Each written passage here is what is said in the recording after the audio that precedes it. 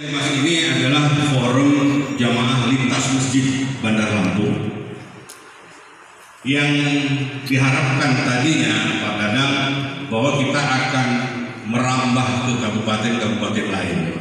Tapi untuk sementara kita fokus di Bandar Lampung yang masjid sudah kita datangi itu kurang lebih hampir 30 masjid. Kenapa demikian? Bapak Ibu dan Hadirin sekalian, ini mohon maaf, bukan berarti kita ingin mendiskreditkan. Kita melihat masjidnya besar tapi isinya kosong, Pak. Ini kan miris. Nah, oleh karena itu kami sebagai pengurus, kebetulan saya sebagai wakil ketua di Porja Limas itu, kita berikan masukan-masukan baik kepada kerjasama dengan Al-Furqon, kemudian Al-Halim dan lain sebagainya. Yuk kita sama-sama. Nah, dari masjid yang ada di Bandar Lampung kurang lebih sekitar 800 kalau nggak salah, Pak Kanwil. Saya dapat informasi ini pada waktu saya sering mendampingi Pak Herman HN pada waktu kampanye beberapa waktu yang lalu. Nah, artinya kalau dia baru 30 ini cukup kecil persentasenya, tapi kita tidak menyerah. Prinsip dari Porja Limas ini adalah masjid-masjid yang kita hadiri ini adalah semacam pemburu subuh. Jadi setiap subuh kita bergerak ke beberapa masjid setiap subuh, dan masjid yang kebetulan jamaahnya kurang ya kita ramaikan. Dengan segala upaya kerjasama yang baik dengan masjid-masjid yang ada di Bandar Lampung, alhamdulillah sekarang ini sudah banyak lagi tambah berkembang dan mereka bisa memakmurkan masjid. Begitu itu sudah ramai masjidnya, kita pindah ke masjid yang lain. Jadi ini adalah ukhuwah Islamiyah kita. Seperti kita ketahui dan pernah saya sampaikan juga pada para ustadz, awal tahun 70-80 kita ini hampir 95% umat Islam. Tetapi kondisi saat ini berdasarkan BPS statistik kita turun, Pak. Kalau tidak salah kurang lebih sekitar 85 sampai 90. Artinya terjadi degradasi. Nah, inilah dengan adanya madrasah senja ini yang kurang lebih 58 orang yang awalnya 108, ini merupakan pionir-pionir kita di masa yang akan datang.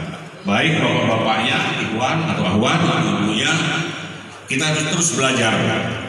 Karena apa? Seperti tadi yang disampaikan oleh Pak Sahlul, ada pepatah atau ada yang disampaikan, carilah kita ilmu sampai ke negeri Cina. Nah, ini merupakan suatu kesempatan yang baik, suatu momen yang berharga untuk kita semua. Oleh karena itu, Bapak Ibu dan sekalian, rekan-rekan sekalian, Thalibul Ilmi yang di Madrasah Senja, memang Thalibul Ilmi memang begitu. Kadang-kadang godaan setannya bukan main.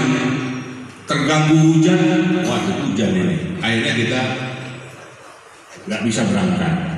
Tapi dengan semangat juang Bapak Ibu dan sekalian, buktinya masih 50% yang hadir.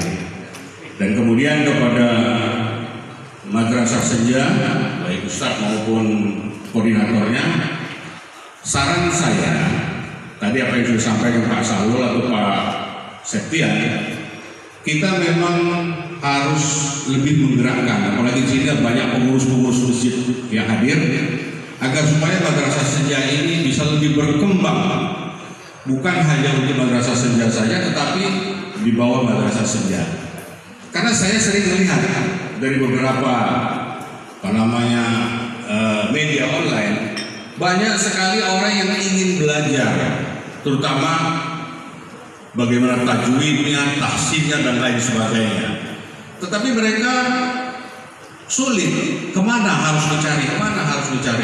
Bahkan saya ada beberapa di daerah seperti di Bogor, kemudian di Sumatera Selatan, saya kasih mereka pada tempat-tempat yang itu. Nah, ini merupakan satu momen ini Pak Ustadz Septian, Pak sebagai koordinator atau sebagai pembimbing daripada Madrasah Senja ini, itu juga sudah disampaikan kepada Pak Dadang, silakan aja Pak Amir sampaikan agar supaya berkembangnya Madrasah Senja ini tidak hanya di Al-Furqon seperti yang Bapak sampaikan tadi, bahkan bisa sampai ke kabupaten-kabupaten.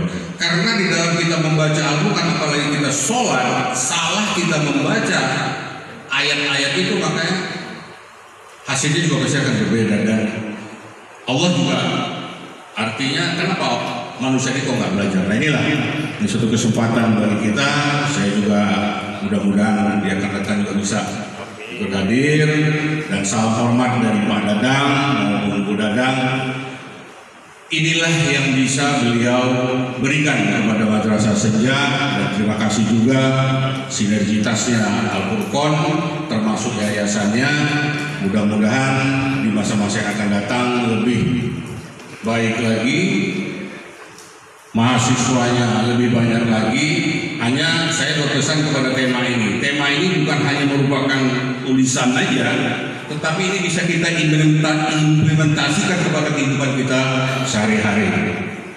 Salah satu contoh misalnya kalau ada pengajian, Pak Sektiannya wah, tapi banyak yang ngobrol. Artinya saya hanya memberikan saran, jangan sampai kita sudah jauh-jauh dari rumah, kemudian kita untuk menuntut ilmu sementara kita ngobrol. Sayang ilmu yang sudah diberikan kepada para ustadz yang kalau saya melihat memang Ahlus Sunnah wal Jamaah.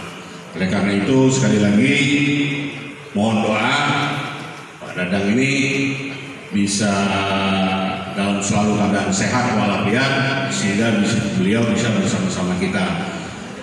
Kemudian selanjutnya, karena kita beberapa hari lagi akan memasuki bulan suci Ramadan, saya mengucapkan selamat melaksanakan ibadah bulan suci Ramadan yang kalau nggak salah 3 atau 4 hari lagi kita akan laksanakan.